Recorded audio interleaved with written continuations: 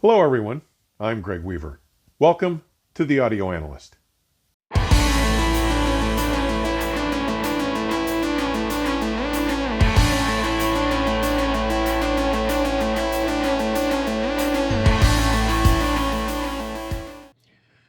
Well, it has been a busy, dynamic few weeks since my last full episode, with speakers and electronics coming and going, and subwoofer launch events in the Chicago area, but Stella and I are finally getting back to our normal day-to-day existence here in the Midwest.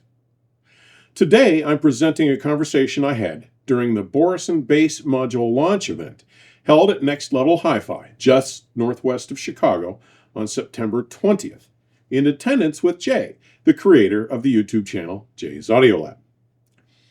Jay and I have run into each other at shows and have struck up a friendship over the past 3.5 years, and we were privileged to be the only media representatives invited to cover this BBM launch event. So what is a BBM? A Børresen Bass Module. That is the label Audio Group Denmark's Børresen Acoustics has chosen to name their new, unique subwoofers. Now, I'll have lots to discuss after the conversation, so stay tuned for that. And I have to apologize. You may have seen much of this content from a different angle of view on Jay's channel, as he used the same footage on his channel early last week. But here we go. Welcome, everybody. We are in Wayne, Illinois. We're at Next Level HiFi with my buddy Jay. I'm sure you recognize him from his channel. We've had a pretty good day here today, buddy. Absolutely. The crowd was really big. I was really happy with the turnout. The demonstrations were everything I'd expect. The subs are amazing. We'll talk about those in a minute. The crowd was great. We had full room. I mean, it was pretty amazing. We did have a full room. And obviously not just Børresen owners. We had different owners, Wilson Audio owners that wanted to certainly get in front of these brand new Børresen bass modules, which I have already stated are fantastic. But we wanted to make sure that we heard clearly the difference by going from the amazing T1s to the T3s. The four standards. Because the biggest narrative out there is when you have these, instead of buying the subs for buy a larger speaker, and then you bypass the need for this. Not and so. we clearly saw that that's not the case. Well, and I've had the good fortune of knowing that for 30 years. But, what's kind of cool to me was the overall performance of this system. First of all, the sub itself. So there's a couple things going on here. The sub is a folded dipole. So if you need to look up dipole, go ahead. Essentially, it's a speaker that moves like this on both sides. Bipolars do this. They push out and pull in. This goes the same way, and there's advantages to that. One of the cool things about this is 4 8-inch woofers instead of 115. And why do I make that point? Well, 4 8-inch woofers have more piston area than a 15 by some decent percentage. It's probably 8%, 9%. It's more than a few. And they're 4 times faster. So, one of the reasons we get the speed out of this folded device is that the drivers can respond fast. Without a doubt, yeah. Okay. It has its own power. What did you say, 300 watts into 8 ohms? Yes, 300 watts into 8 ohms, yep. It has a crossover control.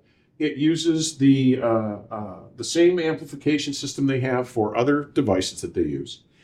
And it'll work with any speaker. It doesn't have to be a Børresen speaker. And that is the cool thing, Greg. Yeah. That is the part that I was impressed by, is the fact that they are not tuned to only work with Børresen loudspeakers. I think that those of you who are looking for a great option, aesthetically speaking, I think they're gorgeous, as you see on your screen right now. Yeah. They really are good-looking subs. I also think that the speed and what he alluded to, the 8-inch drivers, is one of the biggest attributes that this speaker brings to the table, which is the speed, the quickness, and obviously the amplification that we know is some of the best Class D amplifiers.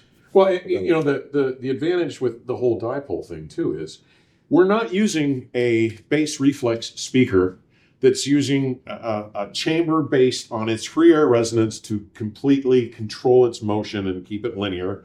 We're using 4 drivers that are super fast to assault the air. We're moving air in terms of velocity, not just in terms of building pressure. And that speed comes off in a way Look, I love subs. I've said, I think in 1998, I said everybody needs a subwoofer or full range loudspeakers. But most subs can be helpful, but they are also usually very difficult to integrate. These things seem to be really simple, well, considerably simpler to integrate than many other subs I've worked with. Now, I'm not slamming other subwoofers. All right. There's many great brands out there. Do you think so, Jay? I mean, is that what you take away from this? It's really, I'm in agreement with you. Yeah. Also, I want to make sure that I say this, many other great subwoofer brands out there. Okay. Yeah. We're only highlighting this Børresen Bass Module. Well, this is the official launch for this product in the US. Okay, but I want to make sure you understand that there are many great products out there. Sure. But what really, really impressed me here is the fact that they were not even using the crossover. They were doing full range with these and the T3s. Right. And they blended seamlessly. Yeah. It was really a great act. I mean, I was shocked. If you were to ask me what impressed me the most, it's just the complete, it seems as it was a drawing that was not completed. The subs came in and you will hear what the crowd said, which was the emotion that it added to the presentation, which, to be honest with you, I've never heard before someone say that. But now it's clear. Going forward, I am going to remember those words. So how did you feel about it? Well, so the thing that spoke to me most with these subs, two things in particular that have always made an important difference with subs and is really, I think, really well exemplified with these. We heard immediately, they gave us a little demo before the show started just because we're special. And we've known these cats forever. But the differences with and without subs. When you have a monitor or a full-size speaker, the first thing that hit was the openness, the space, the three-dimensionality, the depth, the air. You're in a space with music. You're not listening to a reporter. That happens first. Mm-hmm. The second thing it does, by taking some of the current strain off of the speakers, is everything gets clearer. I won't say necessarily more defined, but more resolute in a sense, because it takes away some strain and everything just focuses better. The lower mid-range, I mean, from probably 120 hertz. Almost, I won't say into the top octave, but close. There's a definition and a clarity there that you don't get without having a sub. And the other thing that kind of happened, and it happened in that clarity thing with the T1s, it was apparent immediately, the space, the clarity. But with the floor standers, the clarity was improved more because that speaker has a little bit more to offer. I agreed, yes. And what this did was the same in terms of space and depth, but I think it's a great argument for adding these to a floor standing loudspeaker. For both. Yeah. For both. I think that this sub completes this speaker in one way, and it completes the other speaker in a different way. And because that added frequency from the bigger floor stander also helps this sub I completely agree, buddy. I think the thing that impressed me with this is the sheer speed and the fact that we're not just going, most subwoofers work because they compress the room. They, in a smaller room, you use it and it's, you feel this. Okay? You do. This that works like an air motion transformer rather than just a compression device. They're clearly very fast. They're probably, I can't think of any other sub I've heard that's faster. Although, who is it? VPE Electrodynamics has been making dipole subs for quite some time. They make 4 or 5 models, from smaller ones to bigger ones. But they're not anywhere near this refined. Do you consider this the fastest sounding sub that you've ever heard? And I know you've heard many. I can't say without doubt, but what I heard today, especially when it was just us in the room, there was a sense of visceral speed, not of just impact, but of speed that seemed to blend better. The immediacy of this. It was just, you weren't feeling just air pressure, you were feeling space and air. The spaciousness, yes. Yeah, it was kind of cool. I really like these. I agree. No, I do. I think it's a fantastic approach to bass reproduction Sure. for especially challenging rooms that we have seen time and time again. Yeah. Not everyone out there has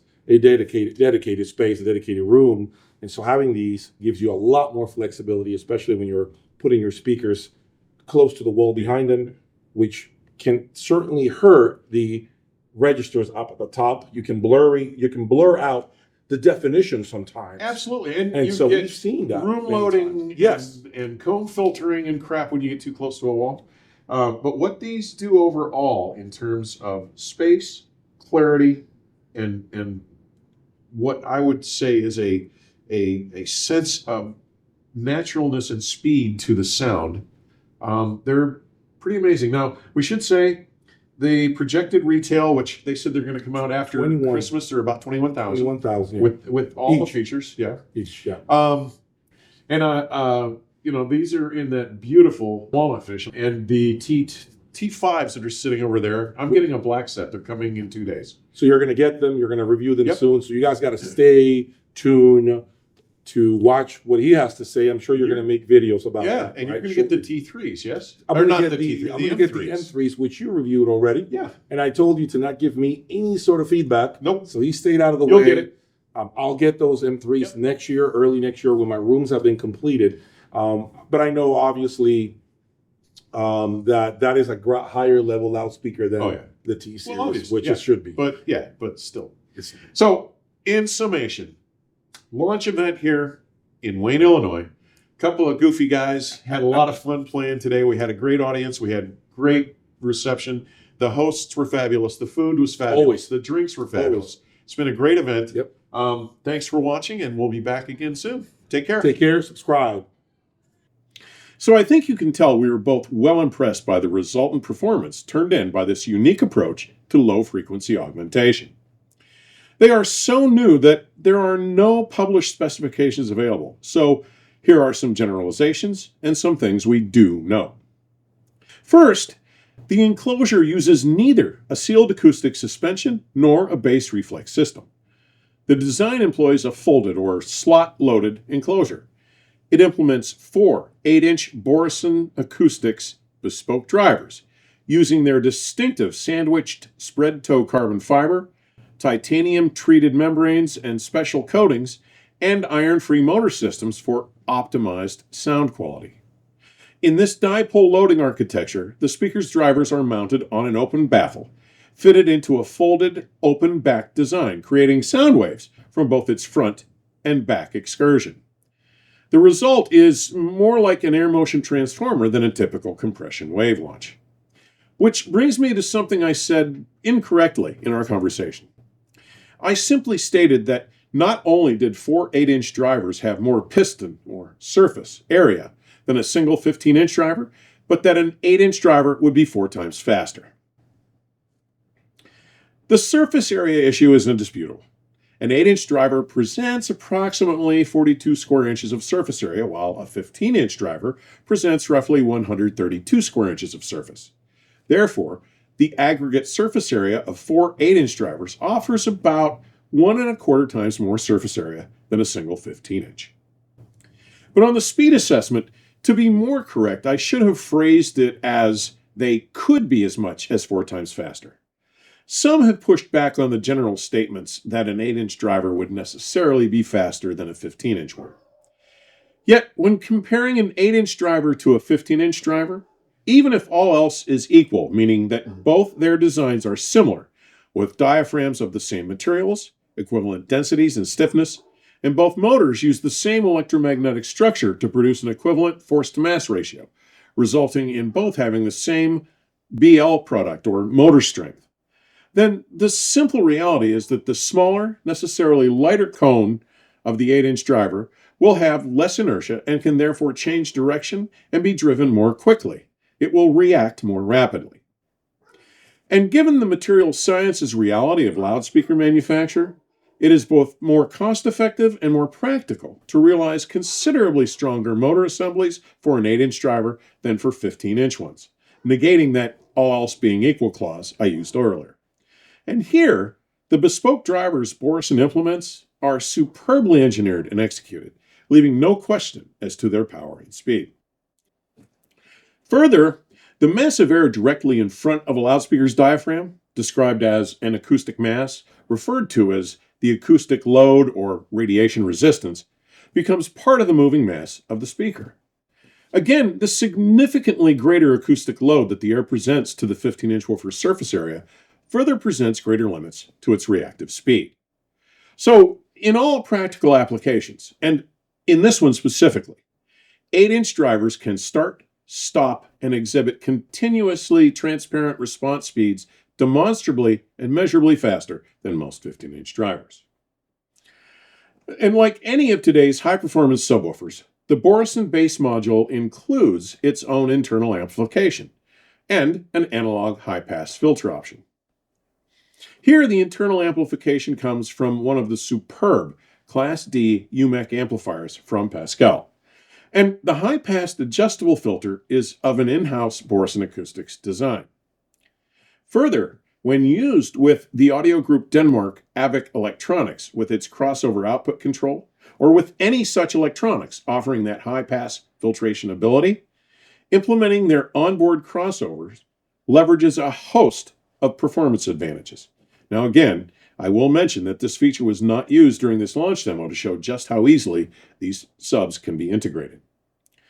But by using high-pass filtration at the preamplifier, you prevent the main loudspeakers from attempting to recreate information below their effective output range to begin with.